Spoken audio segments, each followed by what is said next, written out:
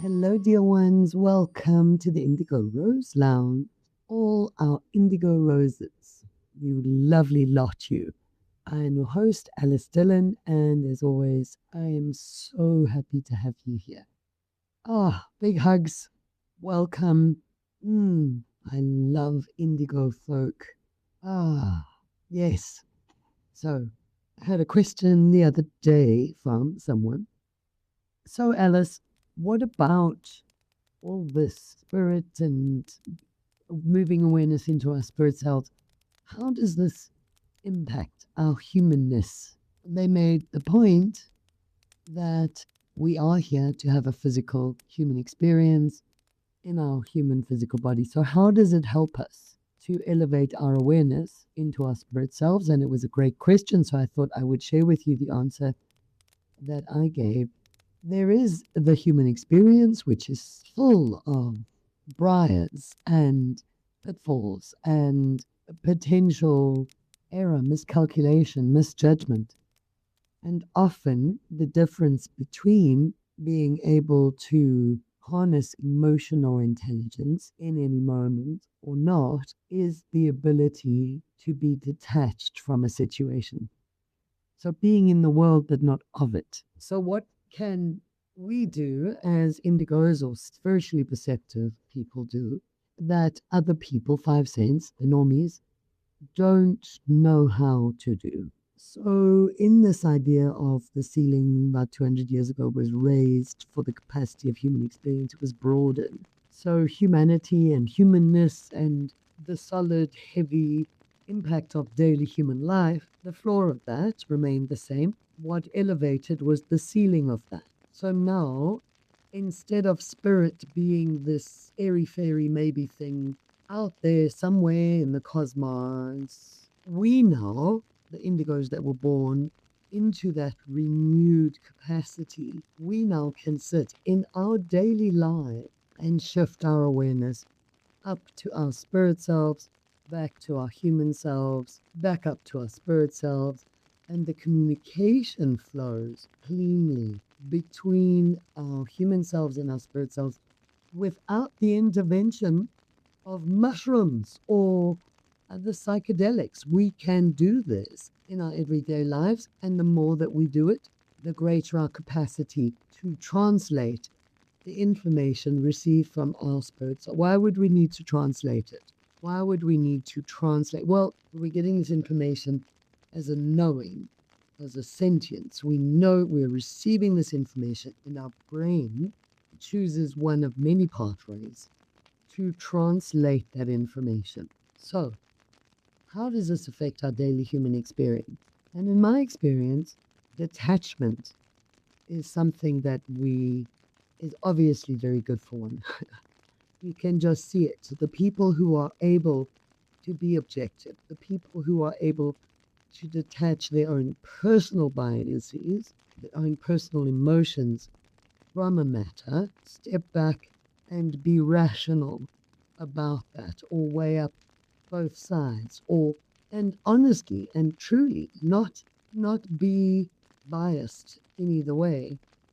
Those are people that we really respect and admire in society because they are people who can apply detachment to a situation. It's very challenging for someone mired in the human experience to take a step back from their humanity, or on the other side of the scale, from their humanness. If you have a situation that you are encountering on a human level, and perhaps it's dramatic. There's emotion everywhere. This person says that, that person says this. The ability to know that this experience, this drama, conflict, whatever that's going on right now, is not the all of everything. That your human experience that you're presently in is not the whole of you, and that your true self is spirit and eternal. That gives a different perspective on any moment. So as an indigo with access to indigos are born, that's the difference between what we call indigos and what we call maybe later awakening empaths. It's not a better or worse anomaly.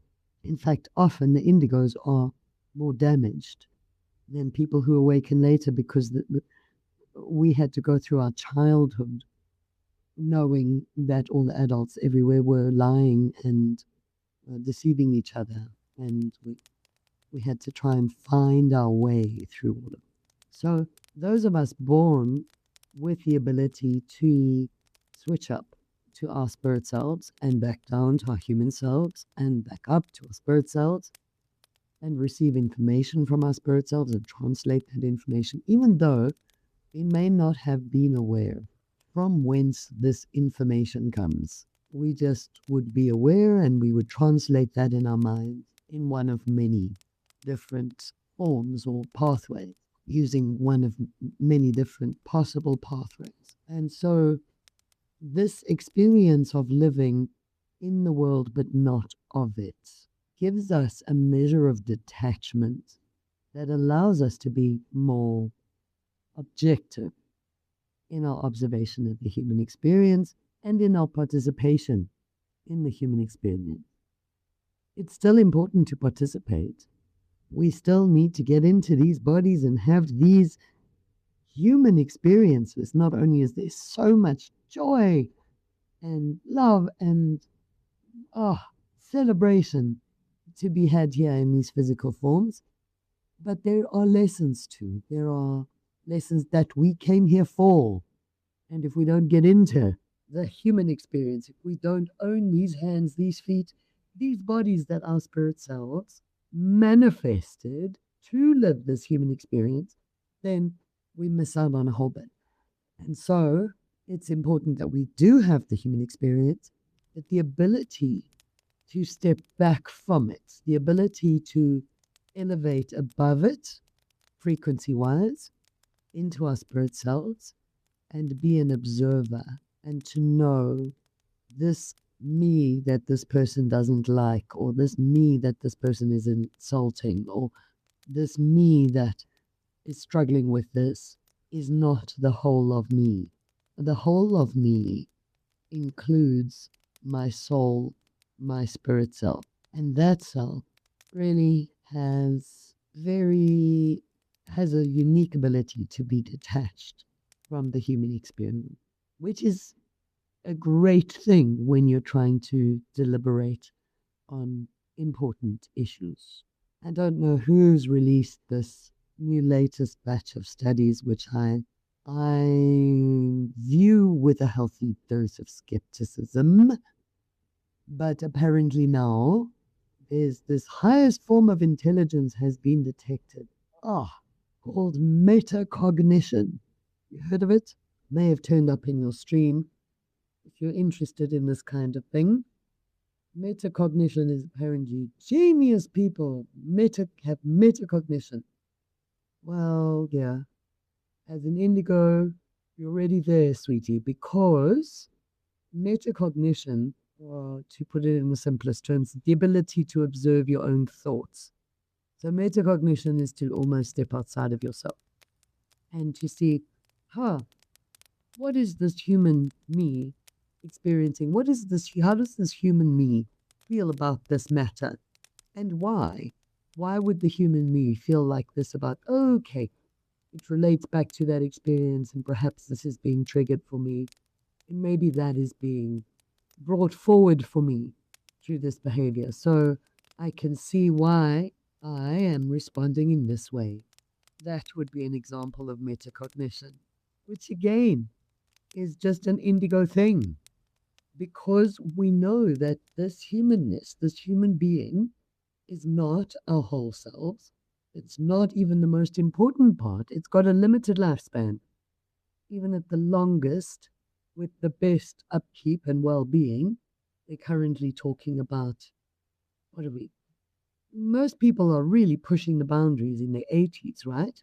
So we're talking 80 to 100 max, even with the best attention to natural wholeness and wellness. And the shiny bun shade. They're working very hard on bringing that down. But this human experience still has a limited lifespan. It's still limited to X number of years. And once we have an experience of our spirit selves, which we know is out there. We know it's out there because from childhood we have been receiving information from our own selves, from our spirit selves, our higher selves, if you like, our soul, if you like. We have been channeling information into our daily experience, whether we experience that as sentience or intuition or empathy. These are not the information that we're receiving that I'm referring to, is not information that we're getting from our eyes or our ears, or I've heard people try and explain away our existence in so many ways. No, you just have a natural ability to detect muscle twitches. Oh, okay. Thanks. And that's how I know that your grandmother used to wear daisies in her hair. Hello. Yeah, so look, people will try to hold on to what makes them feel comfortable. And if that means that there are no such thing as souls in the next world, they will cling to that belief with everything they have. Of course, we know that's nonsense. We know, well, maybe not all of us, because not all of us are clairvoyant, or not all of us experience the information that we receive as being from another spirit or another soul. For some of us, it's just clear that we're receiving this higher level information that we can't see an origin for, and we translate that. So we don't know why we knew not to turn right at that traffic light. We just knew not to do it. And then later, when someone tells us, if we're lucky, we find out why. Somebody tells us about the pileup down that road, we know why. We don't always know why we know. So for some of us, it's just a stream of information. As we go along, a lot more of us become familiar with those in the next world that accompany us through our day. Just a natural progression as far as I am aware and as far as I've witnessed with my clients and the students. You start out with intuition, you start out with empathy. And as you learn to harness that, as you learn to trust it, then it broadens, and now you're having chats with Granny in the next world. And that's great, and that's fine. But you also know that you are a spiritual being having a human experience. And so the humanness, the human drama of it all becomes less significant. It just does. Yeah, okay, so this neighbor's now fighting with me about this thing. Okay, whatever. In the scope of eternity, does this matter? If there is a principle being defended, or if there is a genuine philosophical stance to be taken, perhaps we will wade in. But once we understand that we are truly spiritual beings having a human experience, metacognition is natural. It's a natural step from there, observing ourselves, observing our humanness as an element of our being, sure, but as an element of our being that is ruled by laws that we don't necessarily want to play by all the time. Yeah. So that's why this human experience gets to be optional, in the sense that we don't always need to follow the body's natural impulses or the learnings, the DNA, the expected human response to a situation, because we know and we identify as a spiritual being having a human experience. And the human impulse, the human response is an option. It's not a given, because we observe ourselves, we observe our own thoughts, and so it's the ability to be in the world, but not of it. And it does make it easier for us to love always.